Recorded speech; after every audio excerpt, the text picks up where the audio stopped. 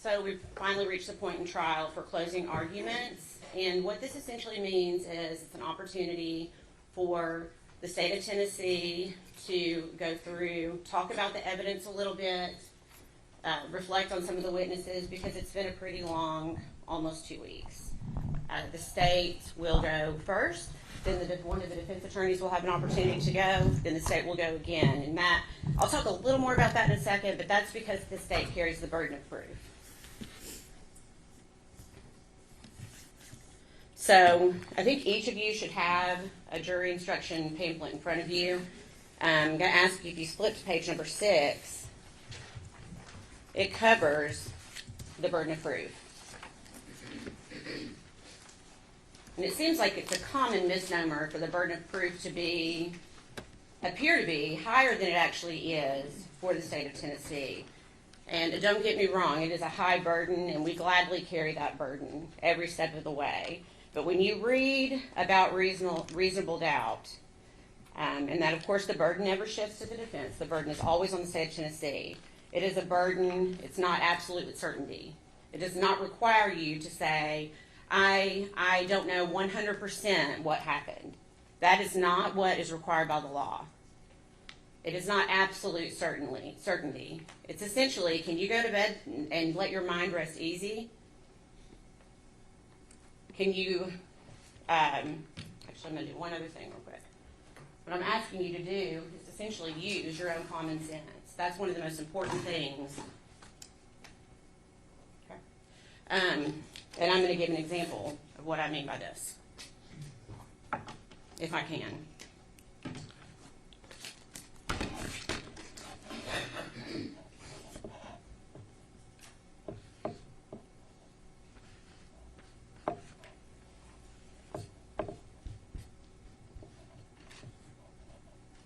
It's like Wheel of Fortune, okay?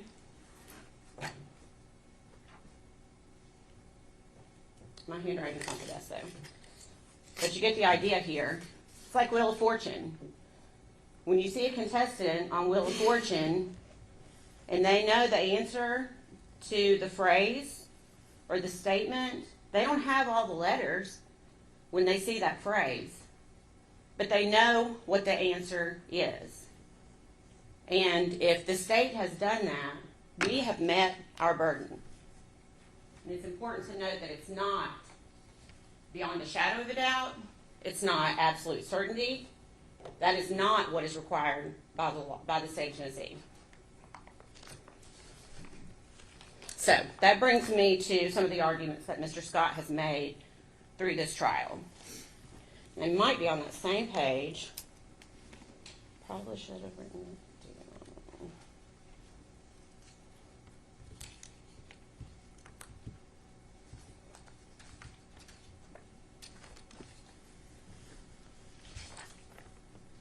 Here it is, page 5.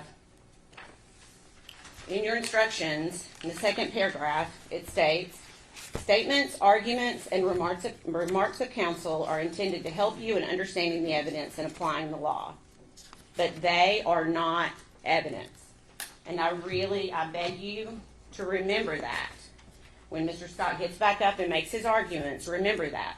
The things that come out of his mouth and that came out of his mouth during trial, that is not the evidence. He tried to get you to speculate on so many things during this trial.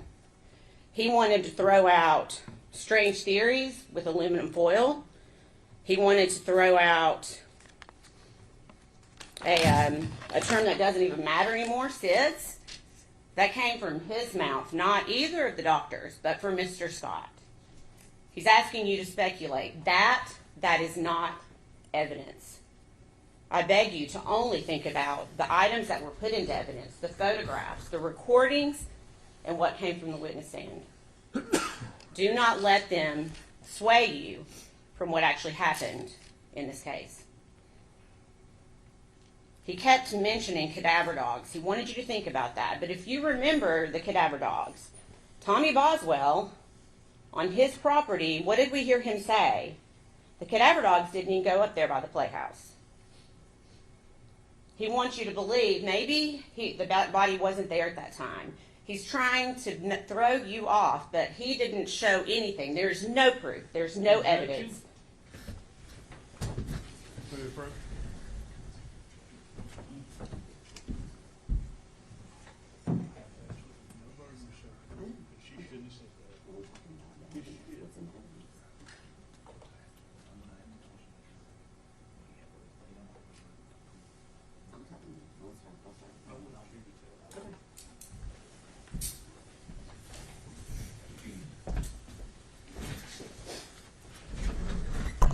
Ladies and gentlemen, I want to remind you once again, and it's in here in these instructions, but the defendant has no burden to prove anything during this trial.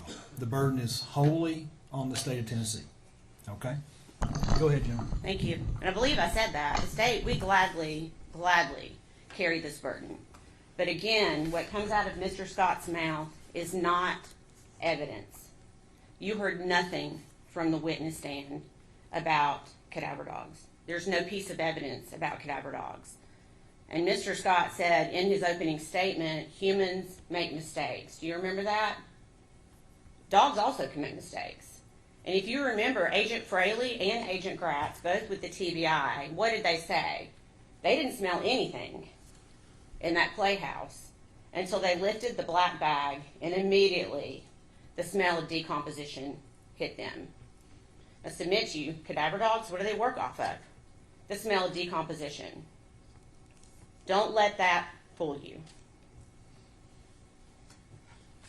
Mr. Scott also talked a lot about Hunter Wood. We heard a lot about Mr. Wood in this trial. Again, did we hear any witness from the witness stand that ever saw Evelyn with Hunter Wood? There wasn't a witness that ever saw Evelyn with Hunter Wood. And if you remember the text messages that we saw yesterday from essentially Hunter's own mouth, it's pretty clear that he's yet another victim of Megan Boswell. She was feeding him the same lines that she was feeding every other person in this case. Mr. Scott brought up the theory of an accident, or the word SIDS.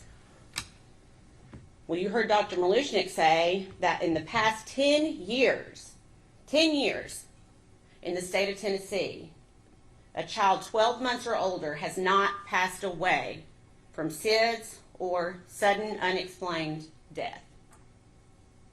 Those are statistics from the state of Tennessee. But somehow Mr. Scott wants you to believe that somehow that's how this baby died, even though she has foil wrapped around her head, a blanket wrapped around that, inside a trash bag, upside down, in a trash can.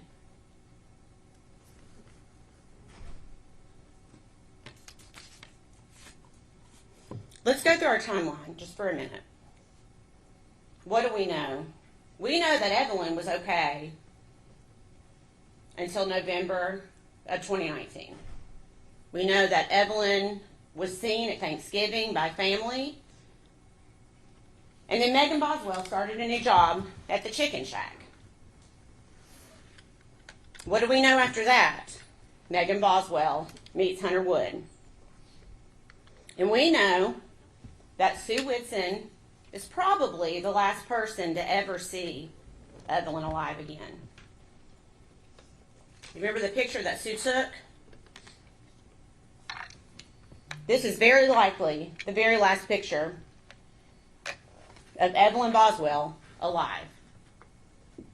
Not taken by Megan Boswell, but taken by the babysitter. Sue Whitson testified that the last time she babysat was the end of November, early December, which just so happened to coincide with when Megan Boswell met Hunter Wood, a guy that she was hoping might change her life. But Evelyn was in the way. What did we hear? Do you remember Megan's friend, Maddie Broom? We heard a little bit about her. Her brother, Stephen Lawrence, tried to help Megan. She drove her to a few of the interviews. And if you remember, Megan was apartment shopping on December 8th. And on that date, Evelyn was not with her. And so Stephen asked her later, after it's been reported that Evelyn's missing, he says, was Evelyn gone by then? And what did Megan say? Yes. Yes, Evelyn was gone by then. So that takes our window from December 3rd, essentially when Megan Boswell started working at the chicken shack, to December 8th. Evelyn Boswell's 12-month well visit. Do you remember that? Scheduled for December 5th. Megan doesn't call and cancel. She just no-shows. And Casey Saltz, the receptionist there, had to reach out and ask Megan, and Megan gave some excuse, I can't remember what it was, as to why she couldn't bring her, so they rescheduled for the next day. Did Megan show up with Evelyn the next day? No, she didn't. I submit to you, that's because Evelyn was already gone at that point. Casey texts Megan again, and Megan has yet another excuse. The appointment's rescheduled one more time for December 11th, and conveniently, Megan then says, oh, I've decided to change pediatricians. And as we can all imagine, when you change pediatricians, we all know that children have vaccine records and all of the things that come with being, especially that first 12 months of life. They've got a lot of appointments and a lot of vaccinations. So it'd be really, really important to transfer that information to the new pediatrician. Did Megan Boswell do that? No, she didn't. They never got a request from another pediatrician. That was just another line that Megan Boswell told to start trying, I say trying, to cover her tracks. We also know that on December 7th, you saw a text message yesterday from a girl named Haley Marie, and that is the very first time that Megan tells the story her dad has her. December 7th. Keep in mind, Sue Whitson saw Evelyn alive for the last time, and then Megan just stopped showing up. And then by December 7th, she's concocted her plan. And it really explains why so much time goes by. Because I know that's a question we have all had. 2.5 months goes by. 2.5 months. But now we know. We know why. Because Megan Boswell was telling every single person in her family and her closest friends that Evelyn was with her father. So what does a rational person think? Okay, we're glad. I think Tommy even said that from the stand. I was proud of him for stepping up. I was proud of him for stepping up and taking responsibility. But, you know, time continues to pass, and you've heard witnesses, and particularly Bailey and Audrey, Megan's closest friends. They were all starting to talk and to think that something doesn't feel right. Just doesn't feel right. But no one could have known how wrong this was at the time. February 2020, finally, Tommy Boswell says, I've had enough. I want to see my granddaughter. Show her to me by tomorrow, or I'm reporting it to DCS. Well, Megan couldn't do that. Megan knew she couldn't do that because she knew where Evelyn was. We all know where Evelyn was. And so Megan did not produce Evelyn that day, and Tommy finally gets the ball rolling on trying to find this little girl. And they first show up at Hunter Wood's house on the lake in a nice neighborhood, and Megan Boswell's there, but there's no baby. There's no Evelyn.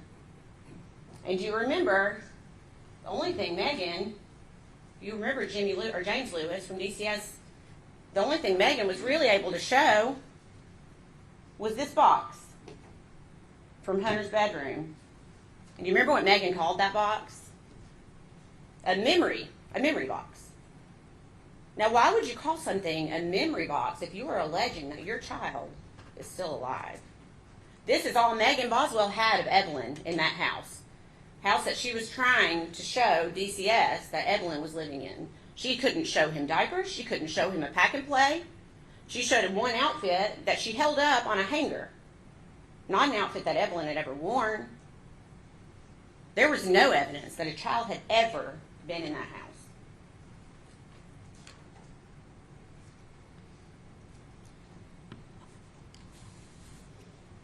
Now I'm going to touch on something briefly. If you remember Paul Durant yesterday, going back, I'm trying to just give you a little bit of a timeline. If you remember, he talked about Ethan Perry in the military because Megan Boswell led him to believe that he was the father, even though he had his doubts. She convinced him that he was the father of Evelyn. We know he was not the father. We know that. And he said she was sharing photos daily, constantly sharing photos. Until what day? Do you remember the date? December 3rd. On December 3rd, Megan Boswell stopped sharing photographs of Evelyn. And she continues to send pictures, but if you remember, Agent Durant he's a smart guy. And so he was able to check her full Facebook extraction. And so she continued to send pictures to Ethan, but they weren't recent pictures. It was just another way that she could try to keep this facade going just as long as she could. Mr. Scott wants you to believe that Megan Boswell had a rough life. She was in foster care. But Megan Boswell was in foster care because of Megan Boswell, because she would not go to school. She went to foster care because she was truant. And when she left foster care, she went and lived with her dad. And of course, Evelyn was a baby at this point. I think the testimony was from February to March of 2019. And then her dad said, I'm going to get her a trailer, set her up. He bought her a brand new car, buys her a trailer. He's giving her everything she needs to raise this child. And she goes and lives with Omami, her grandmother, from April until October of 2019. And then finally into the trailer from October to December. I think it's fair to say that she did not live in that trailer with Evelyn for very long.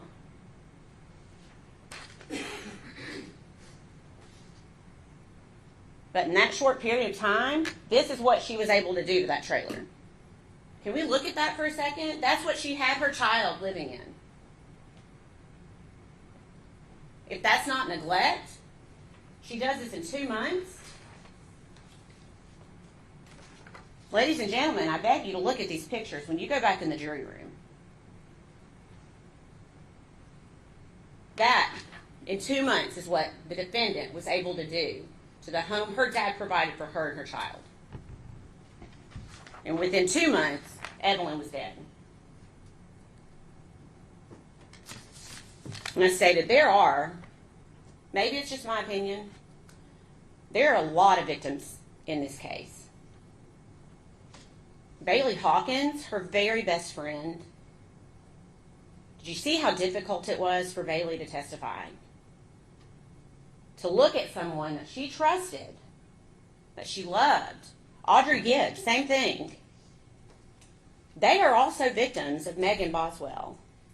And they will also suffer for the rest of their lives because of what Megan Boswell, the web that she created for them all to get caught in. Erica Stacy, who cared about Megan and Evelyn so much, is a victim. Gail Kite, the foster mother, she's a victim. Ethan Perry, who's serving his country, doing absolutely nothing other than his job, gets pulled up into Megan Boswell's web because Megan Boswell is only worried about Megan Boswell. And I'll submit to you that Hunter Wood, the person that they would like to blame somehow, is also a victim of Megan Boswell. She starts with first blaming Ethan Perry. She does that for a few days. And when she quickly realizes, gosh, law enforcement can figure out that I'm not telling the truth here, I guess I better tell something different, then she goes to her mom. She blames her mom, her own mother. She's willing to blame, all the time knowing. I mean, we know, let's find the picture. We know where Evelyn was.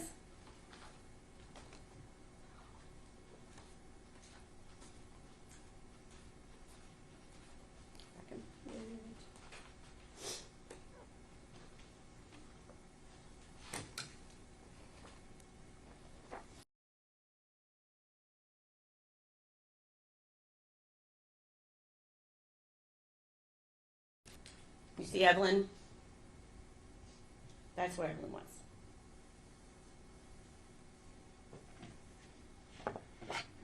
There she is. Evelyn Boswell sat there in that trash can for 2.5 months.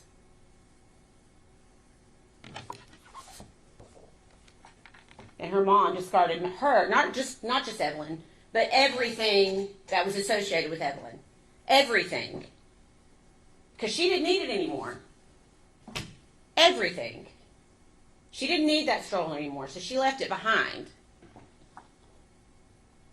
She didn't need the clothing. Do you remember all the pictures that came in and all of that stuff that was in that shed? Because she didn't need it anymore, because she knew where Evelyn was. The defense wants you to believe that Hunter Wood is the one that backed Megan's car up to that shed in the middle of the day. In the middle of the day, Hunter's just going to go over there. He has a truck. The testimony was that Hunter had a big truck. Now, why in the world, if he had a truck? I mean, this clearly took more than one trip. I guarantee you. Look at all this stuff. They want you to believe that Hunter Wood backed Megan Boswell's car up to that shed that day. Tommy came home. It was in the middle of the day. Where's the diagram? Do you remember the diagram of the scene? Look at this diagram.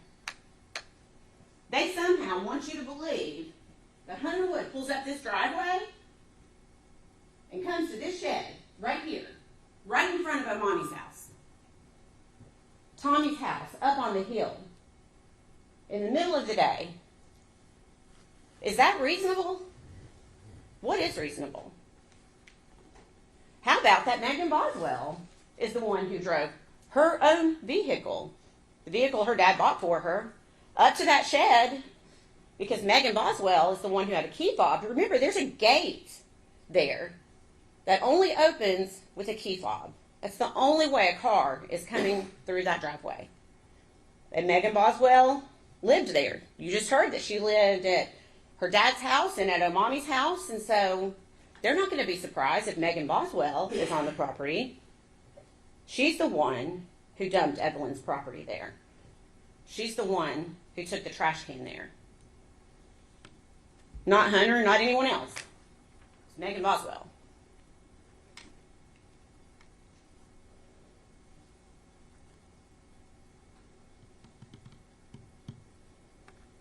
Do you remember there was more than one text message? And of course, keep in mind, the whole time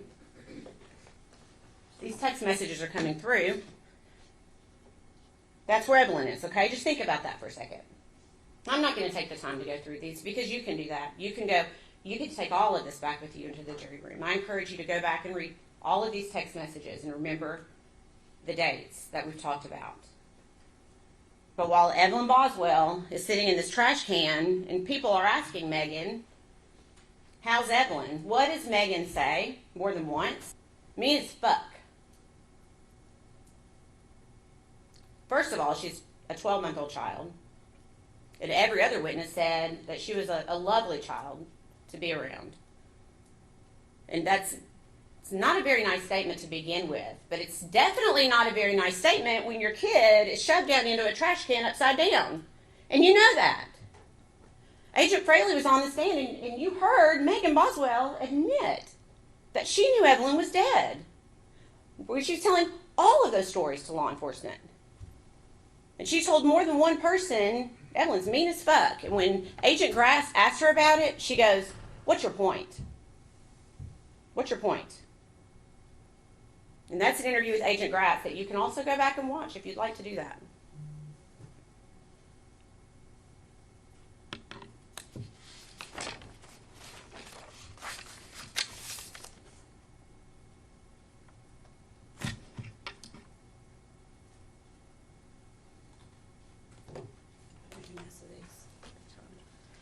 So we saw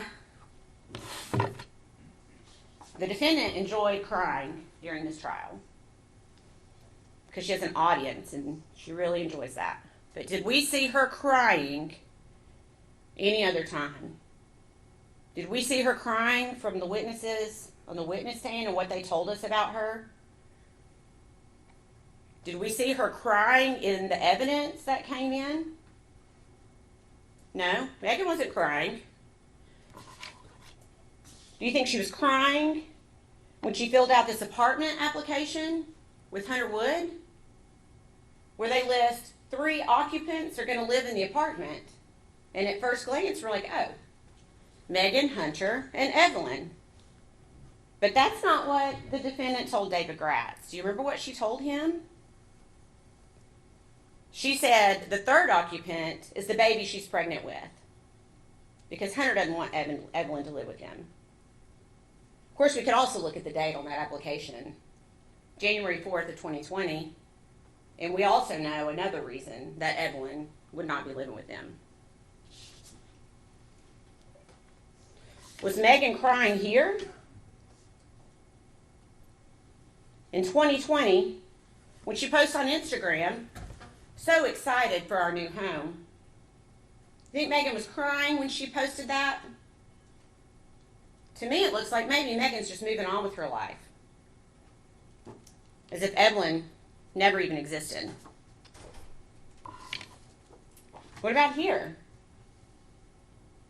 Also posted in 2020. Keep in mind, Evelyn's still upside down in a trash can because Megan's not told anyone where she is. She's still spinning her lies. Do you think she sat here when she's picking out furniture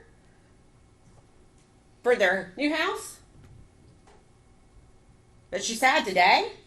She has the gall to sit here and cry today and pretend she can't look at the pictures of what she did to her child? What about this one? Proud of my baby. New 2020 High Country.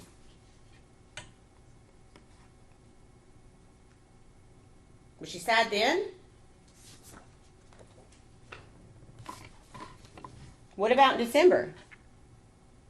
Weeks after Evelyn has been brutally murdered. What is Megan Boswell doing? Does she look, maybe we should zoom in. Does she look sad here? Maybe she is. Sure doesn't look like it. Her kid's upside down in a trash can, and she's going to the aquarium with her new boyfriend.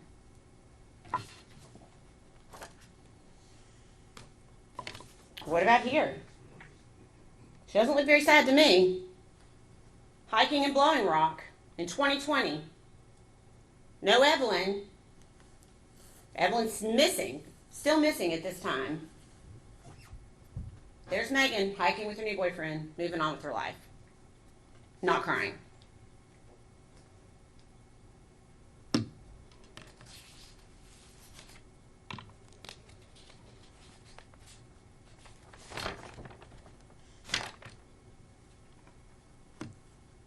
Maybe Megan Boswell didn't have an end game.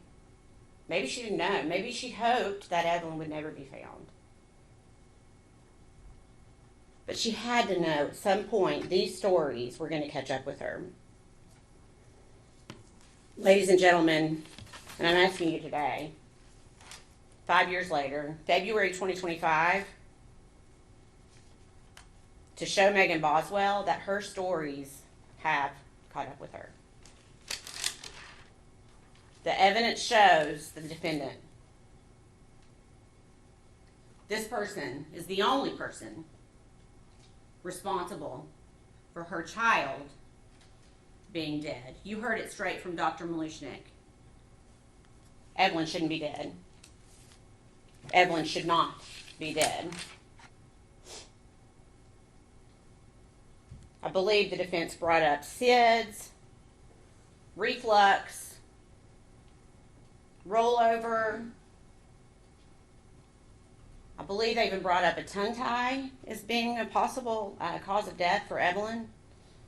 How does that result? Any of those things. You know, he said in the beginning, the state can't even prove how she died. Are you kidding me? How does that end up with a baby in a trash can? The DNA. Let's talk about the DNA for a second. You've got the gloves that are in the trash can. And the defense somehow wants you to believe that gloves will keep fingerprints from happening. And then I guess whoever did that then took the gloves off cut them up because they're cut up in small pieces and you can look at them when you get back there, and then dispose of them in the same trash can that the baby's in? That doesn't make sense. That doesn't make sense. And funny enough, guess what is there? Is DNA that matches Megan Boswell, that matches Evelyn. Go back through the testimony.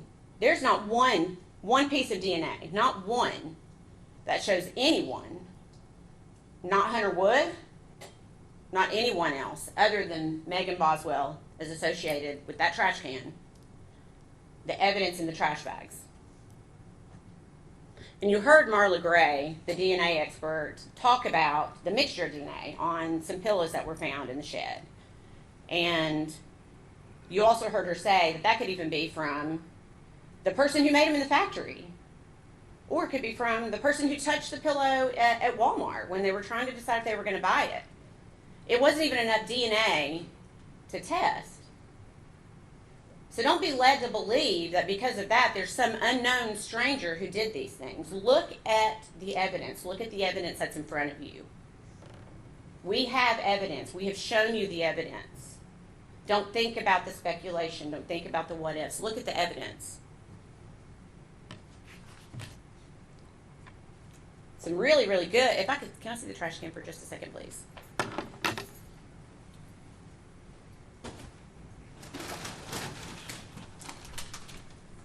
Thank you.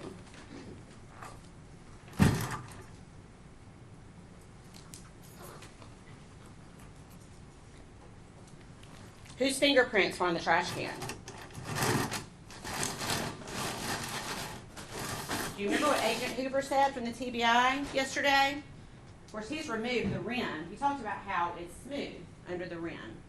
If you're going to carry a trash can, how do you pick it up to carry it? Under the rim. Whose fingerprints were under that rim? Megan Boswell.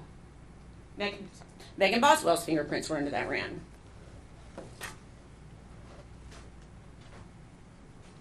If we look at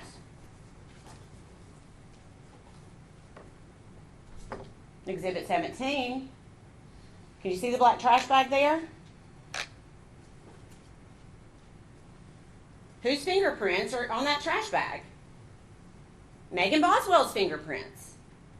And you heard Dr. Malushnik say, and I think you can see for yourself, that trash bag's not just gently placed down into the trash can. It has been forcefully, and it's a hard image. It's a very difficult image to think about. But that's the evidence that we've been left with, that black trash bag was placed on top of Evelyn in the white trash bag. And it was forcefully pushed down. Compressed, I think is a word that was used during the trial. And that's how Megan Boswell's fingerprints ended up on that black trash bag. Even more damning than that is the fact that Megan Boswell's fingerprints are on the foil wrapped around Evelyn's head. I would love to know a different explanation for how Megan Boswell's fingerprints got on that foil, on that trash can, on the black trash bag, except for the fact that she murdered her baby. She put her in that trash can with food trash and debris, covered her body, essentially mummified her, and tossed her away, literally, with the trash.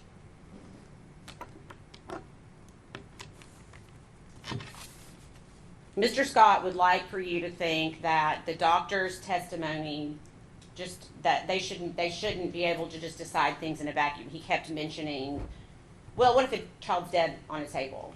And I think we all know that is not how doctors operate. Doctors operate off of medical histories and any information they can get. And that's what both doctors did in this case. They took everything, her birth records, her pediatric records, the scene itself, before they came to their conclusion.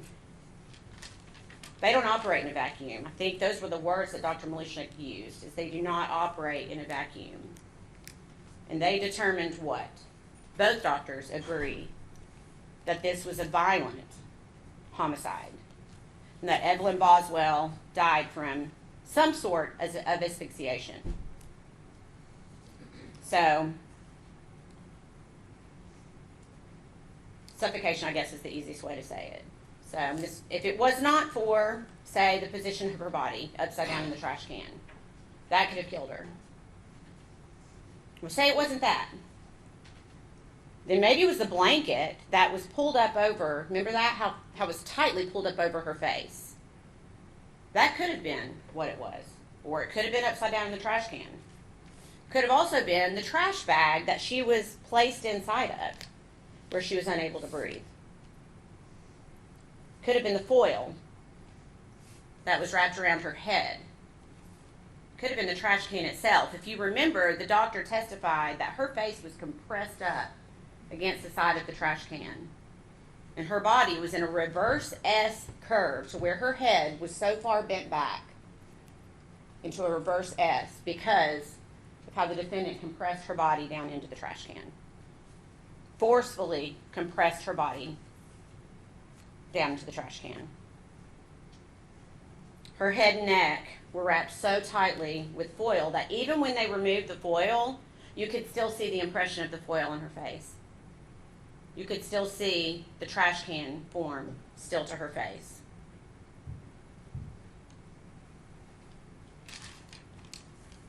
Quickly, I'm going to ask you to go to your verdict form page.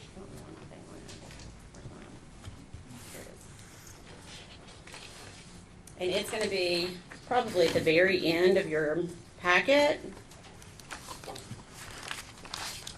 Page 50 is where it starts. So these verdict forms, I'm going to show you one example. Okay. So you'll see here, this is just for count 1, and I'm just giving it as an example. We, the jury, find the defendant and mark the appropriate box. So if you go back in the jury room and you agree as a whole that Megan Boswell is guilty of first-degree murder, you do not need to consider anything below that. Those are what we call lesser-included offenses, and we're required by law to put those on the verdict form for you to consider. But if you unanimously agree that Megan Boswell is guilty of first-degree murder, you can check that box and move on. You are not required to go through every single one of those if you believe that she is guilty of what she's charged with in that count. And if you go through these, you will see that each count of the indictment is similar. There are lesser included offenses for each one of these. Again, I will ask you that if you can unanimously agree, you do not need to go any further on that verdict form. The state has to prove several elements for each charge, and those are also in your packet.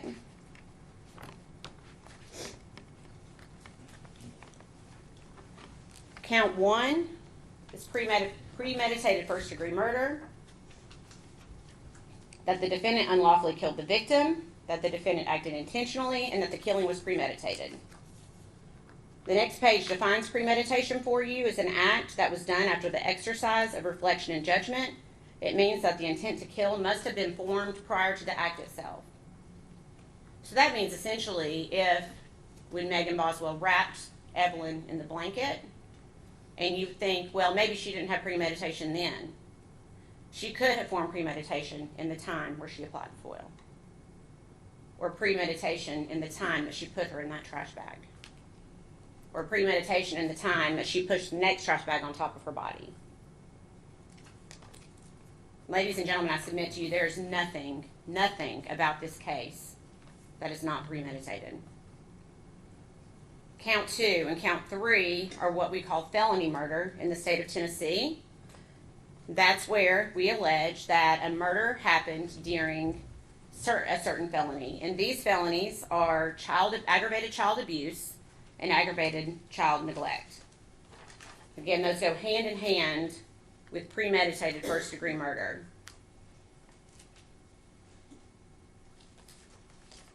We submit to you that not only did the defendant abuse the child, but that she neglected the child. And one of the perfect examples is how she left her in the trash can, that's neglect.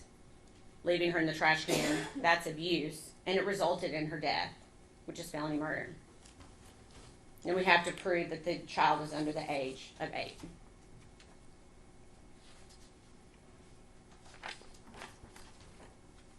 There are many counts of false report.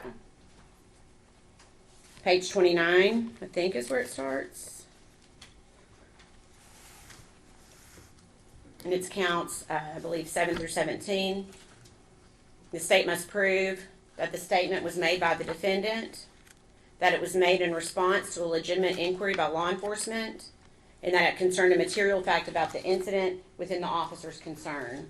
And if you remember, the defendant herself admits more than once that what she told the police was not true. So I submit that the state has proven each of those counts. Count 19, abuse of a corpse, page 30. The state must prove that the defendant mistreated a corpse in a manner offensive to the sensibilities of an ordinary person, that she acted without legal privilege and acted knowingly. And I think that count speaks for itself, along with count 20, which is failure to report a death.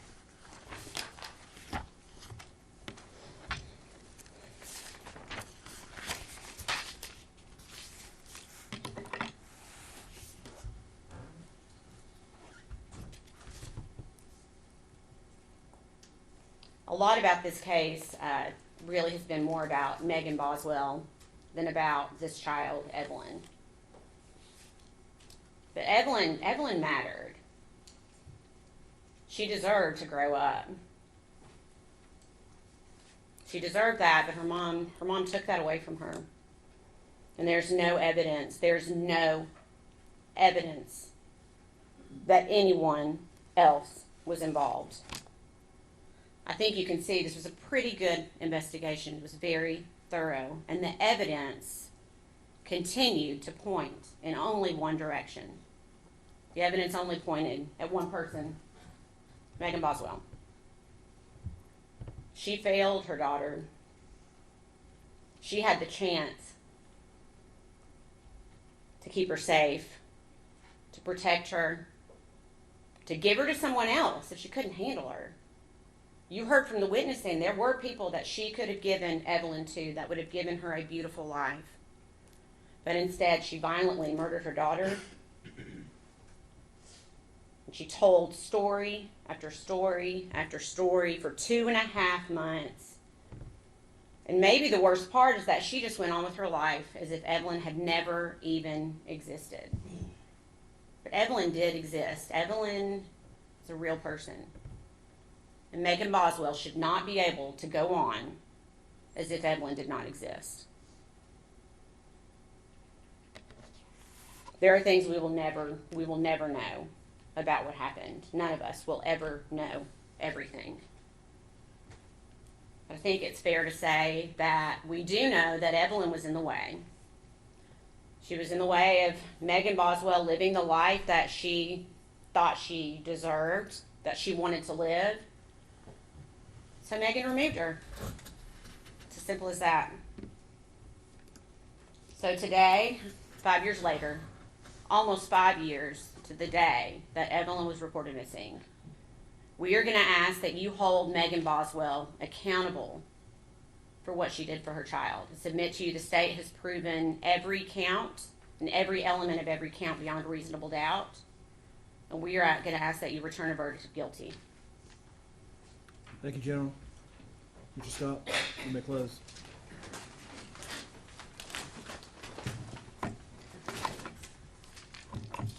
Good afternoon. I appreciate y'all's time. Appreciate you being here. Although I know you may not be here by your own free will, but I still appreciate it. This is a hard case. There's a lot of emotion in this case, and Amber Massengill is very good at giving an emotional closing and wanting you to play on your emotions. The jury instructions will tell you that this case is not about your emotion. It's not about sympathy. It's not about anything else. It's about proof and what's in the evidence. That's what this case is about. This case is more about what Megan Boswell didn't do than what she did do. Now, I'll go back through the witnesses here with you in a minute. But the state seems to be putting forth a theory that you should convict her of first-degree murder because she didn't grieve appropriately. She had fun after her child died. Now, is it far-fetched to believe that the child died in the first part of December, like she says? No, that seems to be the point where you see Megan's personality start to change. But I would suggest to you that that change occurs when the child dies. You start to hear various friends come in and they talk. I can name them for you.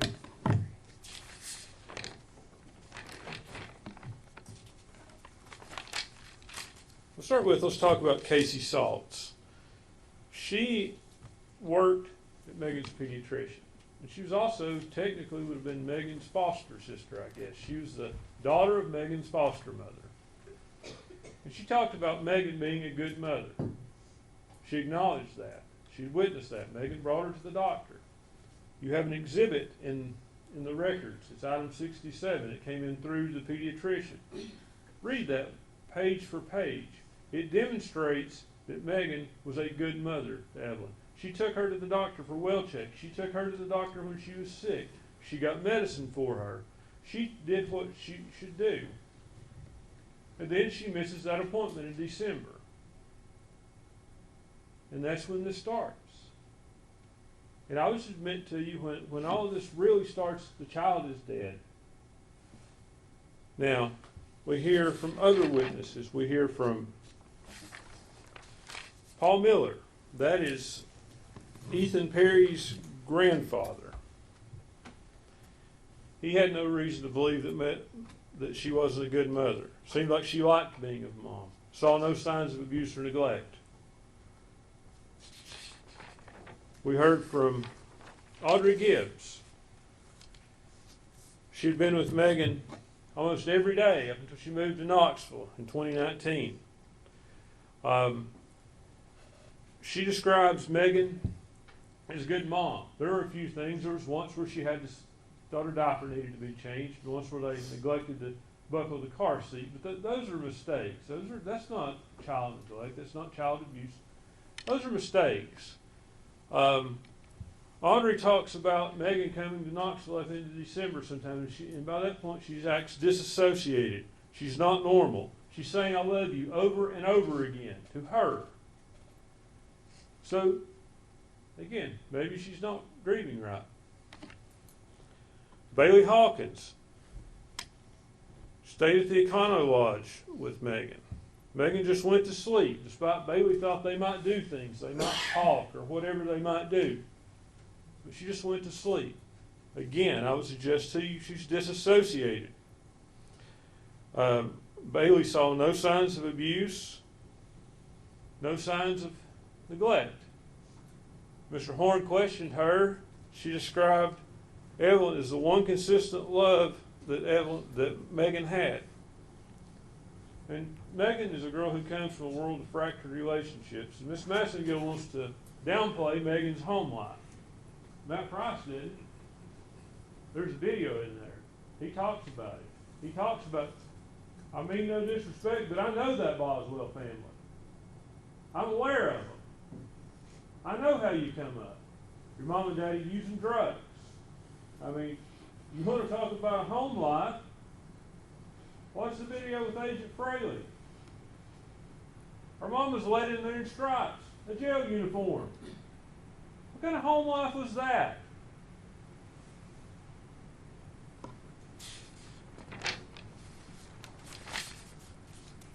And then we get to Caitlin Jones Carter, whom you can make what you want of her testimony. Her body language tells me she's no longer Megan's friend. However, she described, aside from the one day when she saw Evelyn as dirty, that Megan had been a good mother. No signs of abuse, no signs of neglect.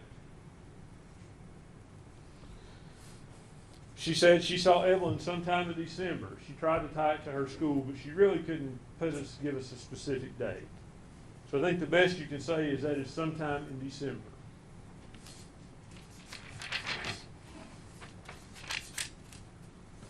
Gail Kite. Let's talk about her. Megan's foster mom. She gets Megan when Megan comes into her foster care. Megan's 7 months pregnant. She's 17 years old. Gail describes her as looking like she's not pregnant, as being underweight. We know from the medical records and the testimony that come in from Dr. Smith, Megan suffered from intrauterine growth restriction at that time. We've heard that. So that's the shape she's in. But Gail talks about how she gets her in good shape. She has the baby. She's a loving mother. She takes care of the baby. Gail never saw abuse, never saw neglect, never had any doubts about Megan.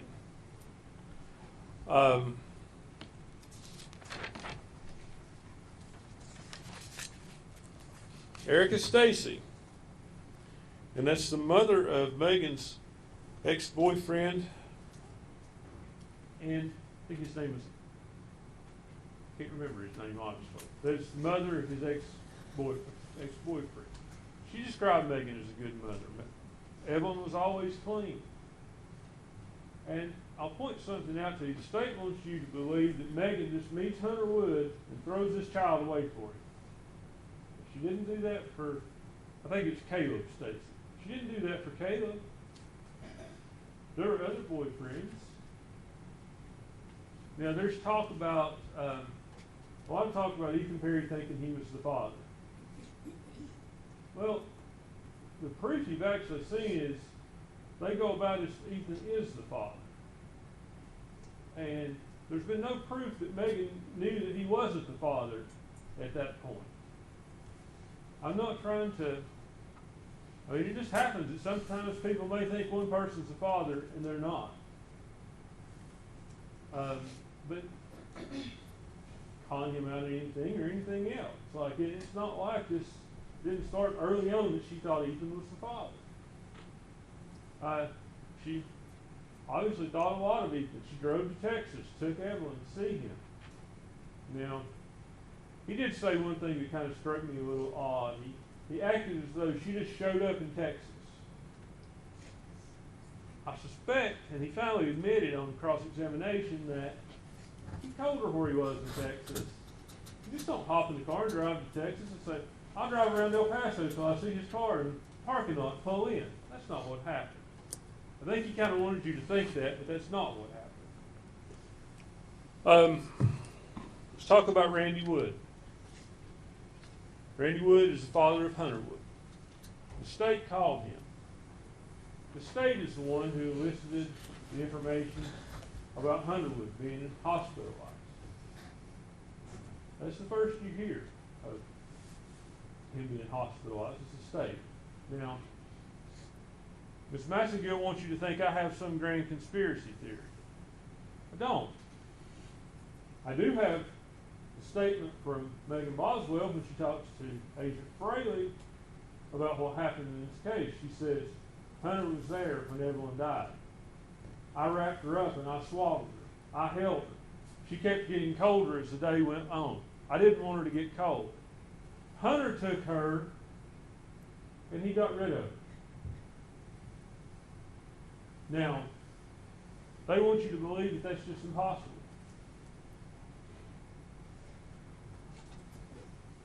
Why did Hunter not give his DNA?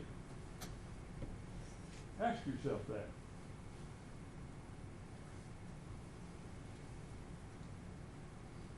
If you have nothing to hide, why wouldn't you just let them test your DNA against all the evidence they had?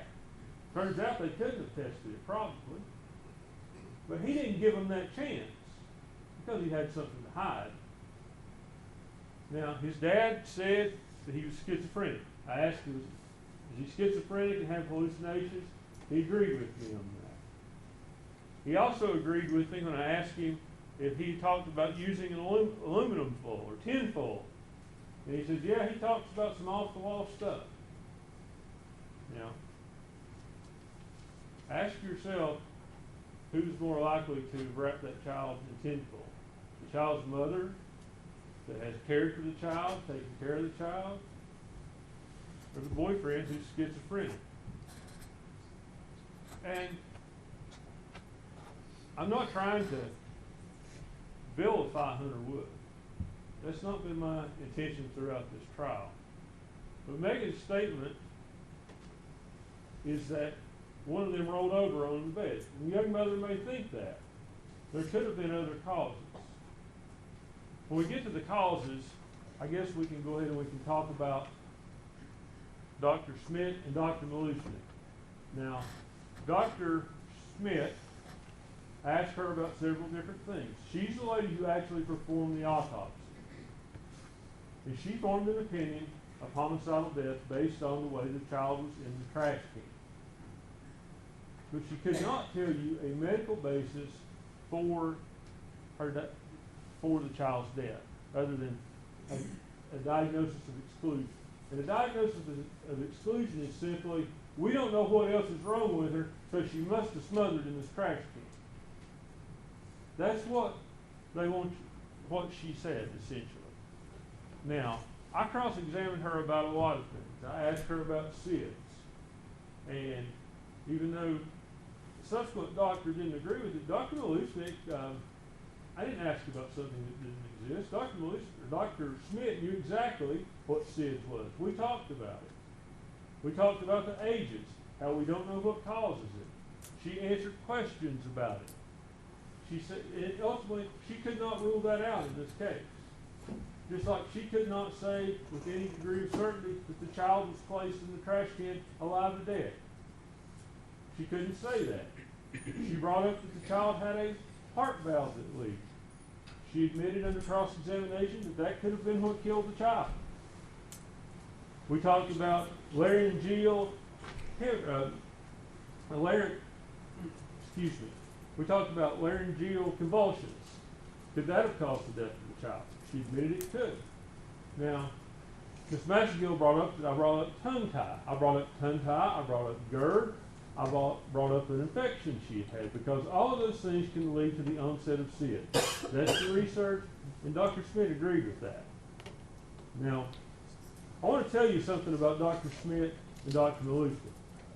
I think Dr. Schmidt she was the medical examiner in Johnson City when this happened. Dr. Malushnik is not her boss. She's not, it's not like she's somehow over her. Dr. Schmidt was the chief medical examiner at the Jenkins Autopsy Center, Forensic Center. Subsequently, for whatever reason, the state sent her report to Dr. Malushnik for another opinion. Dr. Malushnik only reviewed her report, and she finds that it's a good report. But then she wants to go further and find with some type of certainty that child was placed in the trash can. And you saw an exchange between me and her in here yesterday. It went on for 4 or 5 questions. And I kept asking her, Doctor, can you say any type of certainty? What can you say about this? Can you conclusively say that child was dead when it was wrapped in the blanket, wrapped in tinfoil, and put in the trash can? She evaded that question. She wouldn't answer that question. She finally answered that question only after it was threatened she would be in contempt if she didn't directly answer the question. And her answer was, no, I can't say conclusively. And then she threw out kind of a parting shot at me as she left. And suggest to you the more accuracy of that parting shot. She said the child could have been murdered some other way. Should have been. The child could have died some other unknown way. That's what the truth would have been. She presupposed that this child was alive when it went in the trash can. The doctor who did the autopsy was very clear she could not conclude that. She said it couldn't be excluded, but it cannot be included. Dr. Malushnik came in with a preconceived notion That's what happened.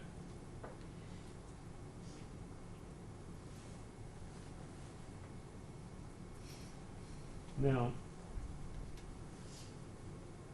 the state has to prove to you cause of death in this case. They have to prove that child was unlawfully killed. They have to prove this wasn't an accident. The proof from Dr. Schmidt leaves open a heart, it leaves open SIDS, laryngeal convulsion, it leaves open all of those things. We don't know what happened. And it also left open a rollover, which is what Megan told Agent Fraley. And now, would Megan know for sure that that's what happened? Maybe not. You wake up and you find your baby dead in bed. Could you not come to the reasonable conclusion one of us must have rolled over on it? I mean, she's 17 years old. She's not sophisticated. She's had a hard life.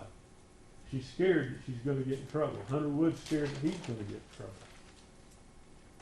And that's why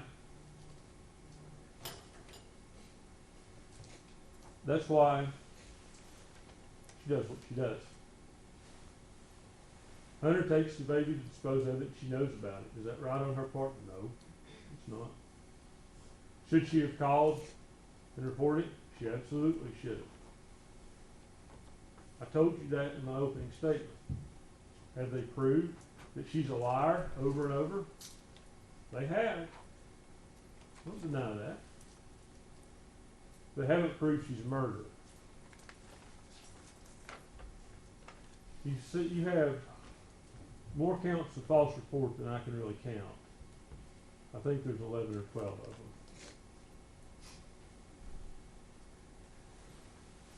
Almost every time she's talking to law enforcement, you're considering a count of false reports.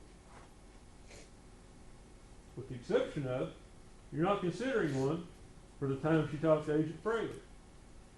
That's not before you. I would submit to you what happened was the conversation with Agent Fraley on the 25th of February, almost 5 years ago. That was a breaking point. That's a breaking point where she finally admits Evelyn is dead. She's able to admit to herself. You saw all these pictures she's sending back and forth before that. That's how she's grieving.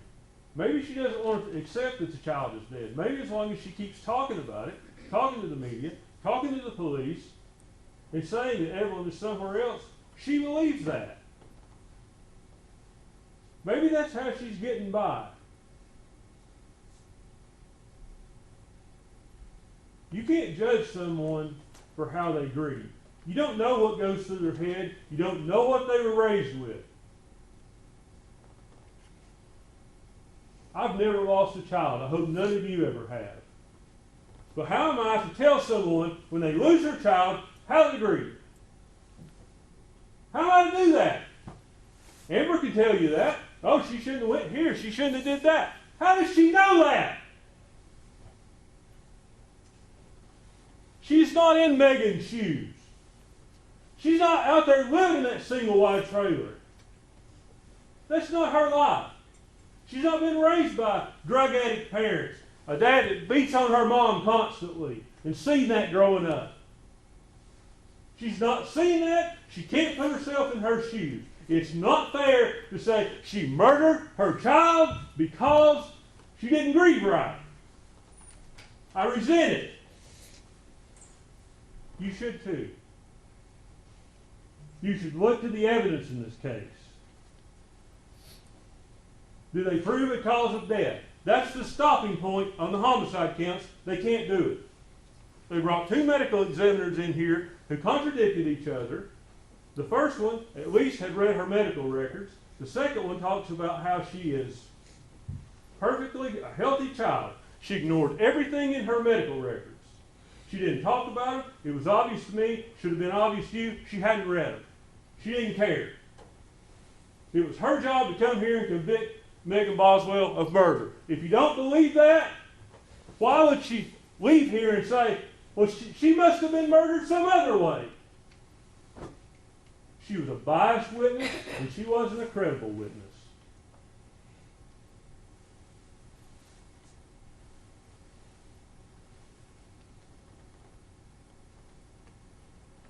Now, let's talk about the tinfoil. How can her one fingerprint be on a piece of tinfoil?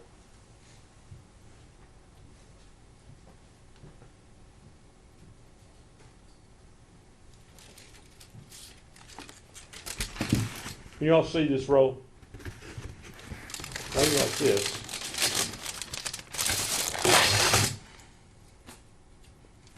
Okay, my fingerprint's on this roll. I've taken this one. The next person who gets this is going to get a piece of tinfoil with my fingerprint. That's a possible way.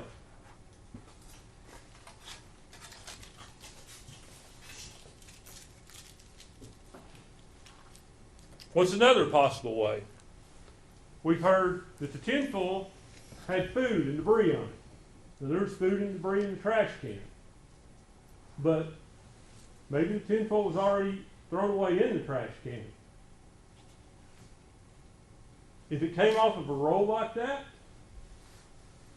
whoever got it would have had to have reached in there and gotten several pieces. There were several pieces of tinfoil. I believe 4. There should have been fingerprints all over it.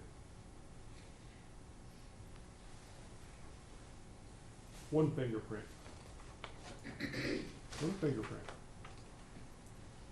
It doesn't prove she put that tinfoil on there. Now, what about DNA on the garbage can? I would just about guarantee you, each and every one of you, your DNA is on your garbage can in your kitchen. Your DNA is all over the house. Your I said DNA, actually fingerprint. Your fingerprints are all over your house. It's the kind of thing we don't think about, but you touch something, you put your prints. I think that's what you should consider. I mean, probably Evelyn's handprint on the trash can. At some point, I think in opening, I mentioned to you an unidentified palm print on the trash can. Well, I didn't know at the time it was a child's because it wasn't in the fingerprint analysis report. It's not unbelievable that it's a child's. Now, Ms. Maxengill made a statement, and I was a little perplexed with it. The defense wants you to believe that wearing gloves prevents putting fingerprints on something.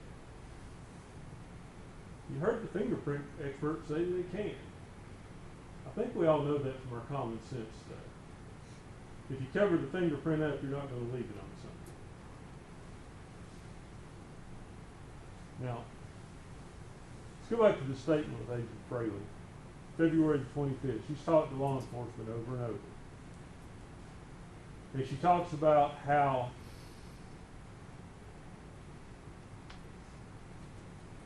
she breaks down. She breaks. It's the breaking point. She admits she's dead.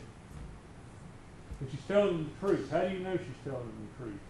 Because if she's still trying to lie to them, if she's still trying to confuse them, she wouldn't have said, I don't know where the baby is. It could be at Hunter's, it could be at Tommy's. Why would you say, if you're trying to lie to them, perpetuate this lie like Miss Maxengill tells you, that the baby could be at Tommy's? Why would you do that?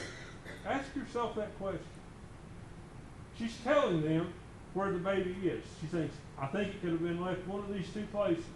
Says, I want to find it. And you'll have that video. You can watch it as many times as you want to. I hope you will watch it again. You hear Agent Fraley talk about how he'll go to the DA. She's a scared young mother. He understands that. Now,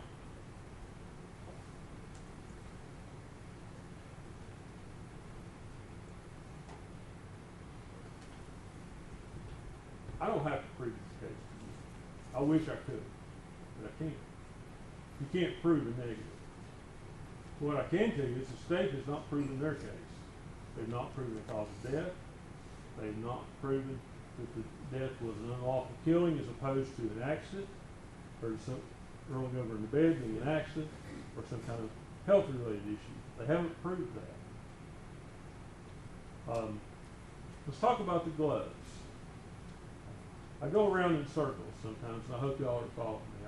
I apologize for that. But let's talk about those gloves. Ms. Massengill talks about the criminal tore the gloves up in the trash can. I think if you'll remember back and look through your notes, TBI cut those gloves up for testing. I could be wrong, but I think that's the case. Now, what do those gloves tell us? Do they match up to anyone? No. But they do match up to an unknown male. There's not enough profile there to match it to someone to specifically identify them, but it matches it up to an unknown male. That's why there's not multiple fingerprints on the tinfoil on the child. Those gloves that match some unknown male. We know it's male DNA. We know that. Finally, let me talk just a little bit about Hunter.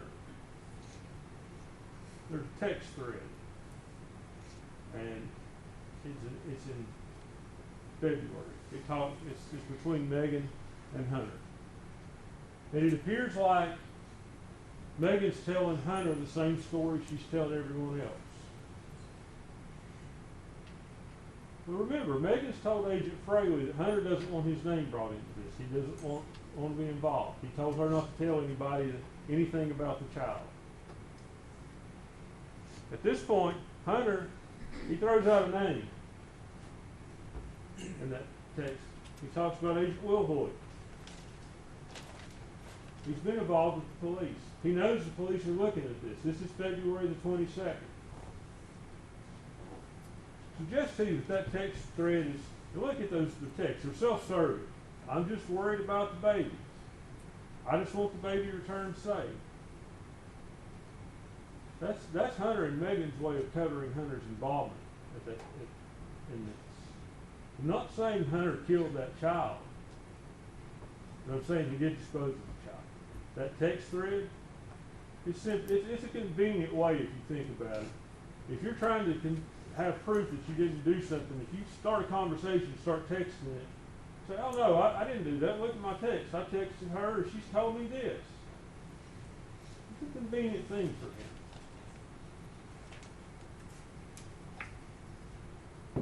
But he didn't give his DNA. We know that. His dad talks about he went crazy because he was called a baby killer. Maybe he went crazy because of his participation in disposing of that body. We don't know. Everybody seems to agree he has went crazy. You saw a document he did this morning. That's where he's being held out of court over in Virginia to be evaluated to see where he's competent for some crime he's committed. He's up at Marion right now to be evaluated. That's what we know.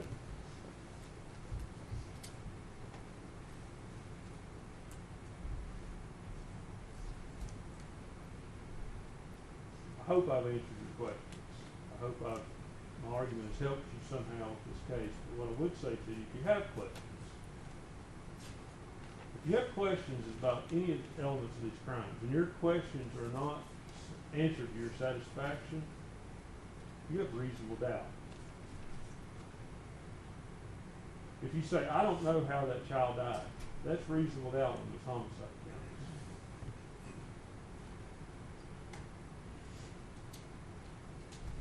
I don't think I have much more to say to you. I go to a Baptist church and I hate long sermons, and I'm used to it. I think I've been up here for about a half an hour, but I thank you. I pray you'll come to the right decision. Thank you. Thank you, Mr. Scott. General, you may close on behalf of the state. Thank you, Judge.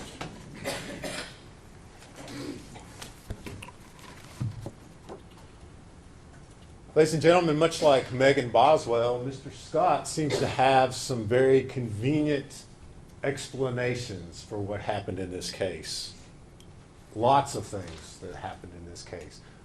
All of the evidence in this case that points to his client, he's got some sort of explanation for it.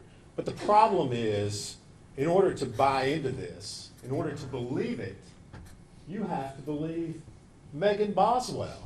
You have to believe that when she spoke to Agent Fraley on the 25th, that she was somehow, for the first and only time in this courtroom, speaking the truth. But I think each of you, as you sit here, know that's not possible. That's not possible. Megan Boswell is one of those people. You used to hear the expression, the truth ain't in them. The truth's not in Megan Boswell. She doesn't know how to tell the truth. Everything that she tells to every person in her life is for some reason. And that reason is because Megan's trying to get something out of it. She is a master manipulator. Even at 17 years old, you sit there and watch those videos. She's trying to play everybody. She's trying to play the law enforcement officers who are interviewing her. She's playing her friends. Every person in her life who walked through that gate and sat up on that witness chair was in some way manipulated by Megan Boswell. Some way. Whether it was about Evelyn, whether it was about how she was going to pay for a babysitter, whether you're the father of my child, whether you're a great-grandfather, whether your wife who's dying of cancer is babysitting the kid. I mean, she knows no bounds. There is no person that she will not manipulate and tell untruths about and to. No one. But Mr. Scott comes in here today and says, yeah, hey, come on, ladies and gentlemen, the 25th, that was the point, which she decided, hey, I'm going to be truthful here. No, it wasn't. No, it wasn't. And we know it's not. It was just another story. She was telling law enforcement to lead them some other way. That's all it was. And if you remember, when Agent Gratz testified, General Massengill was asking him the question, when did this first thing about accidents and rollovers, when did that come up? Well, it came up when the police and law enforcement finally said, we got nothing going on here. We got to give her an out. We got to give her something so we can try to find this kid. So they're the ones who suggested it. And then very conveniently the next day she comes in and guess what? Oh, yeah, I forgot. Yeah, that's right. I'm sorry I've been lying to you all for days and days and days now. But now I'm going to tell you the truth. But that's not what happened. That's not what happened. I submit to you, the only time that Megan Boswell may have told the truth about some small portion, if you remember during one of the interviews, Lieutenant Price, who had been very patient with her up until that point in time, finally said, come on, something happened on December 21st. And she stopped him and corrected him, remember? She said, no, something happened before December 21st. Yeah, something did. She murdered her child. That's what happened before December 21st.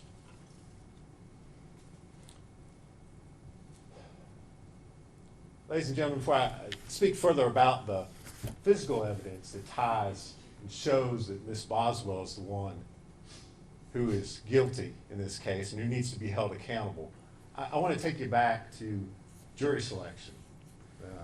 Last week when you all were first up here and up there, and I asked you if all of you had brought your common sense with you. And if all of you, as you listen to the evidence in the case, would use your common sense. And everyone agreed that you would. And so I want to remind you of that. And it reminds you to apply that to the evidence that you've heard, the testimony that you've heard in this case. Because the defense wants to say that perhaps, again, speculating, it's a possibility that Evelyn just died one day in early December.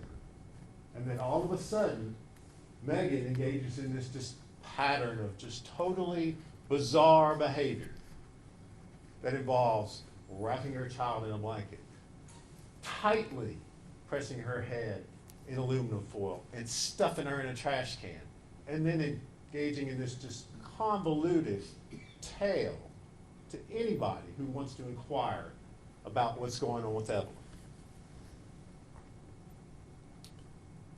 But it's a remarkable coincidence, isn't it, that all this occurs at the same time that she starts working at the chicken shack. And then she meets Hunter Wood. You know, that Hunter Wood. The one who lives out on the lake in the big house. And remember,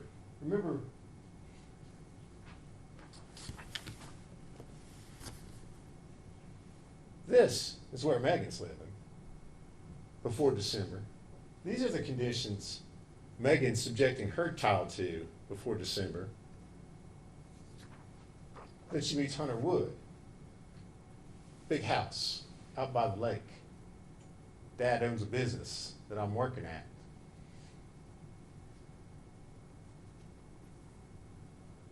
Remember the other things she's telling investigators as time goes on. Needed a break. Was watching 3 kids. Remember, her mom had the 2 other young siblings. Needed a break. Was tired. Wanted Ethan Perry to step up. I've been raising this kid for a whole year by myself. Probably a little bit of truth in there. A little bit of truth. But it's a remarkable coincidence. This kid, Evelyn, natural causes, just dies right at the same time.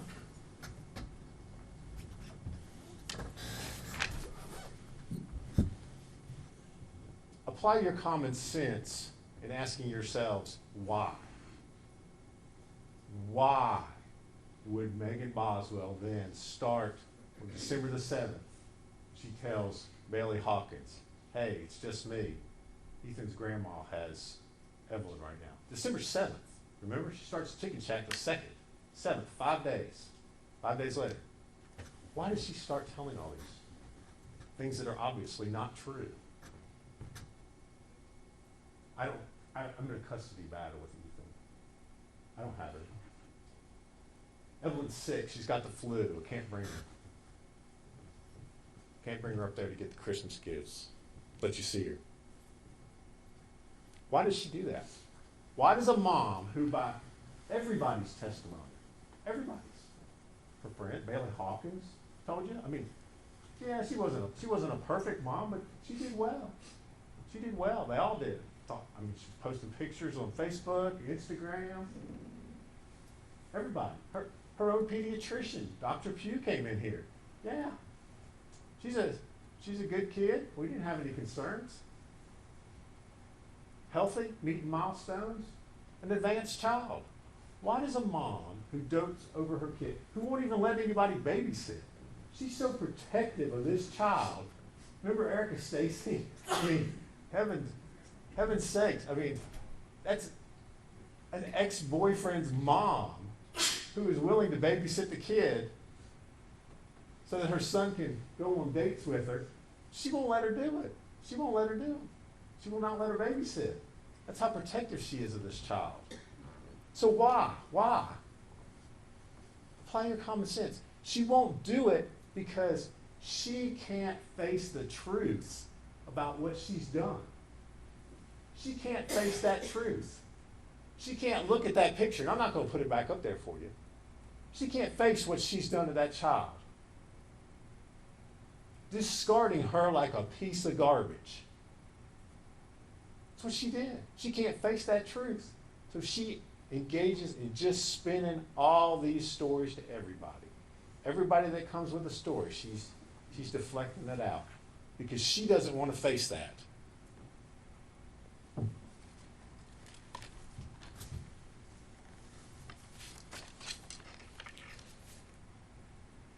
It is almost unbelievable to me that the defense is still arguing that Hunter Wood had some involvement in this case.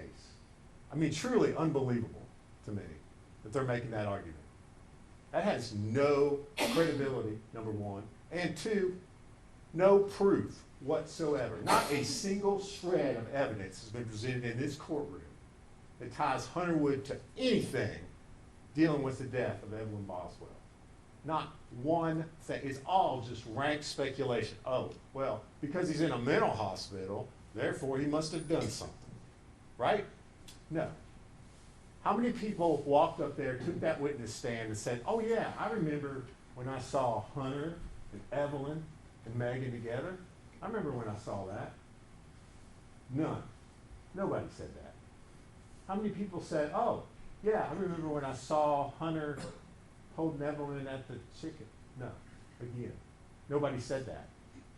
No evidence, nothing from that witness stand ever put Hunter with Evelyn. She evidently wants you to believe, again, and I'll put this picture back up there. She wants you to believe that Hunter, and remember her when she's talking to Agent Fraley, that Hunter went over to her place. That's her place. Stayed the night with her and rolled over on the child. He's got a place over, nice place over on the lake, remember. But that's what she wants you to believe. When her breaking point, when she's finally telling the truth. Apply your common sense to that.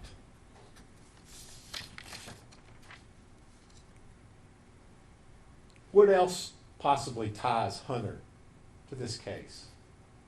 To Evelyn's body being disposed of? Well, maybe it's the playhouse over on Tommy's property. No. Again, we know Evelyn is probably gone 5 days after she first met Hunter from working at the chicken shack. But Megan Boswell wants you to believe that he's then able to go onto her property and stick a body in a trash can in a playhouse that was built for Megan Boswell.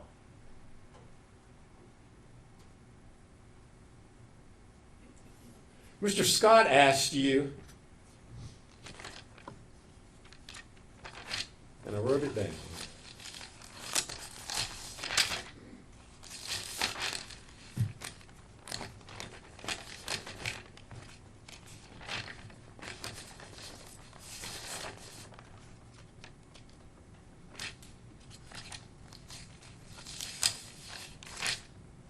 He asked you who was more likely to have left a print on the foil. Well, I'll tell you who's more likely to have left a print on the foil. The person whose print was found on the foil. Megan Boswell. He stands up here, and again, we've got explanations for everything. Well, maybe it was possible she tore a sheet off earlier, and in doing that, she grabbed the foil and left a print. Well, there's no Hunter Wood prints on any of the foil. The bag that's stuffed on top of the body where Evelyn's found. Multiple prints on that. None of them belong to Hunter. They all belong to Megan Boswell.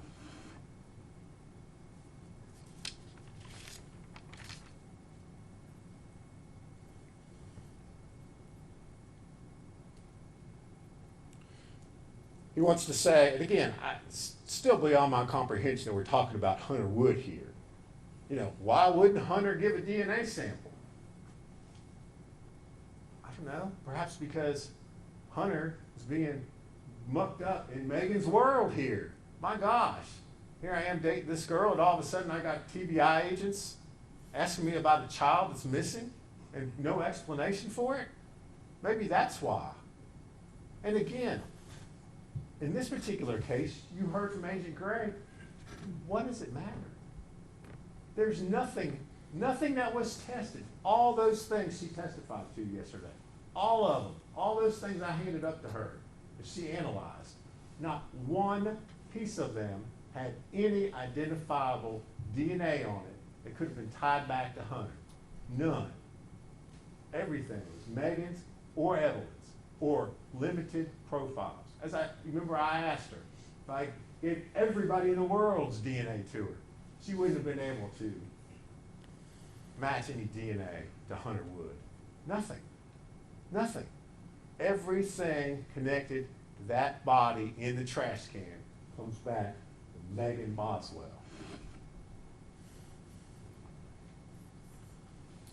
And then, let's not forget, in the middle while all this is going on, February 22nd, Megan's child's missing. They question Hunter.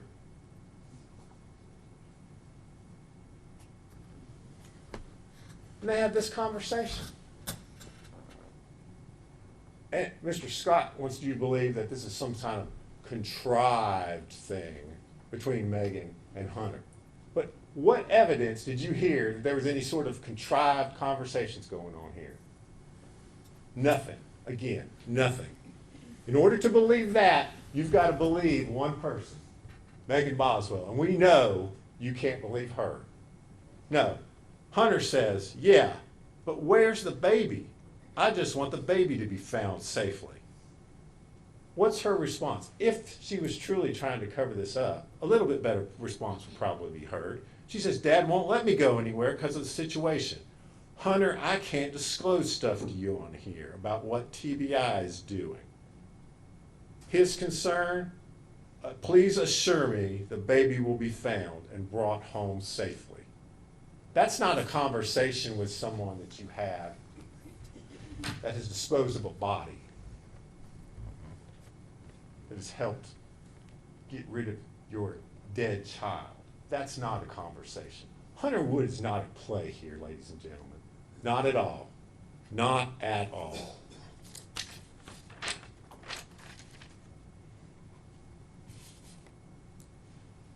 Defense has also talked to you about these things that medical conditions that they questioned the medical examiners about yesterday. Possible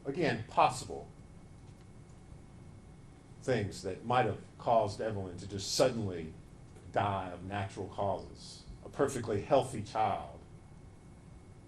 Again, he's asking you to speculate about possibilities. But we don't decide this case on possibilities. And if you think about it, ladies and gentlemen, you didn't hear from just 2 doctors about Evelyn's condition, about what kind of a child she was. You heard from 3 doctors. Her pediatrician testified in this case too. And what did she tell you? Evelyn was a healthy child, advanced, had met all of her milestones. Any concerns about her health? No, her concern was that on December the 5th, she doesn't show up for her year checkup appointment. She's a no-show. That's her concern, not Evelyn's got tongue-tied. I'm concerned maybe she's going to die from SIDS. Not, oh, she's got some sort of reflux going on. I'm afraid she might be at risk to just suddenly die one day. That's not her concern. And remember, and Mr. Scott didn't talk about this because you don't want to talk about it. I asked Dr. Malushnik yesterday about statistics. This wasn't just her opinion. These are statistics kept by the Department of Health in Tennessee about the number of kids over 1 year of age who died in rollover deaths. Entire state of Tennessee last year, none. Entire state of Tennessee last 10 years, none. But yet, they want you to believe that's a possibility in this case. She's the first one, ladies and gentlemen, evidently. The first one. No, it's not a possibility. You decide this case on the evidence that you've heard and the testimony you've heard from that witness stand. And the testimony you heard from 2 different medical examiners said this child died from asphyxiation. That's what they told you. Both of them told you that. He said they had contrary opinions. They didn't have contrary opinions. One of them had a little stronger opinion, but they both had the same opinion. They both told you the cause of death was the same thing, asphyxia. And all the evidence in this case points to one person alone as being the person who caused that asphyxiation, and that is Megan Boswell. This wasn't an accident, ladies and gentlemen. It wasn't an accident at all. You've got lots of evidence of premeditation, sitting over there in that box. This isn't a little piece of tin foil. This isn't foil like you stick around a baked potato and stick in the oven. You saw it. You saw the photographs, and the foil's in there. Pull it out. It's a big old piece of foil. Mr. Scott wants to suggest maybe it was sitting down in the trash can and somebody pulled it out. Nobody's using that much foil. Use your common sense. And remember the testimony from Dr. Malusnik yesterday about how that foil was applied. That blanket, so tight when they're taking it off, the impressions left on that child's face. The foil, how painstakingly slow they had to pull it off because it was tightly compressed around the child's head. I submit to you, that's premeditation, ladies and gentlemen. That's intent. That's not an accident.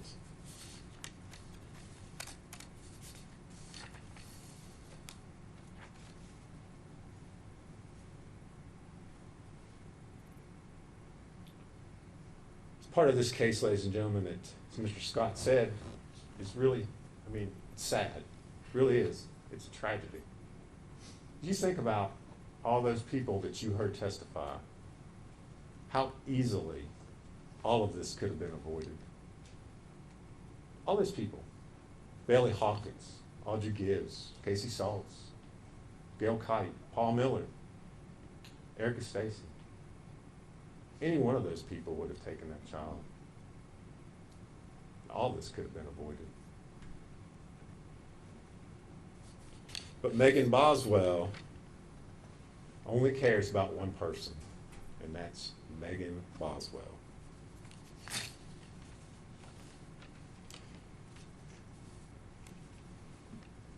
She started a facade back first week of December after she killed her child. She created this world, this web, you've heard it called. And that's a pretty good description of it. It's a web. And it traps and ensnares everybody that she comes into contact with.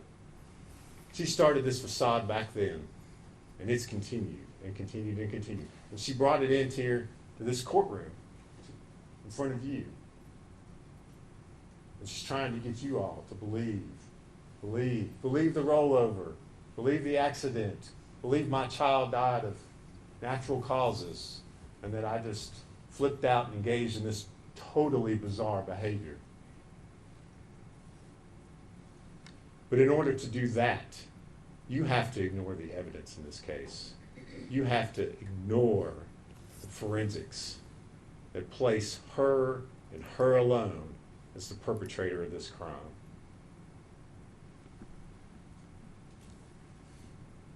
This case is the very opposite of an accident. It's an intentional and knowing murder of a child.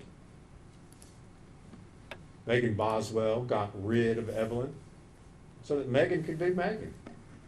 She enjoyed it. You've seen the pictures General Massengill showed you. Hanging out on Blowing Rock, going to the aquarium, Super Bowl party.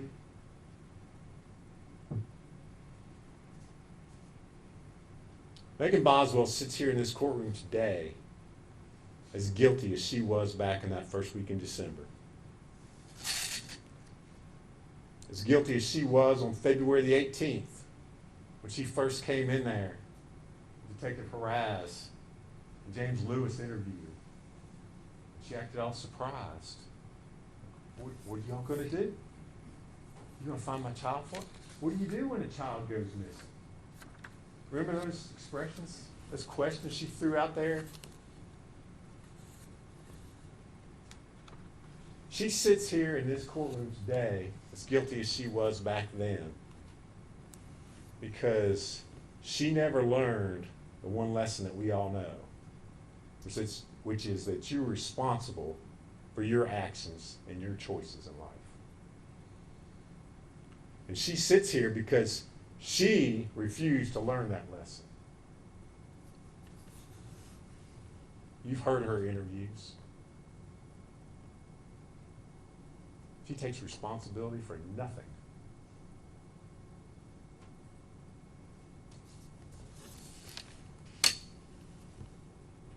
But today is the day that you get to hold her responsible for those actions, for her poor choices and decisions, for her decision to get rid of Evelyn, to dispose of her like a piece of garbage. That's what she did, ladies and gentlemen. She disposed of her child like a piece of garbage. But her poor choices and decisions have a price, and they have a consequence. The state has proven to you over the course of the last week, Megan Boswell is guilty. First-degree murder, a false report, tampering with evidence, and a failing to report that death to authorities. We ask today that you hold her responsible for those poor decisions by finding her guilty as charged.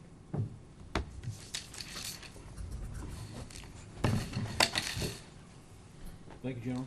Thank you, the attorneys.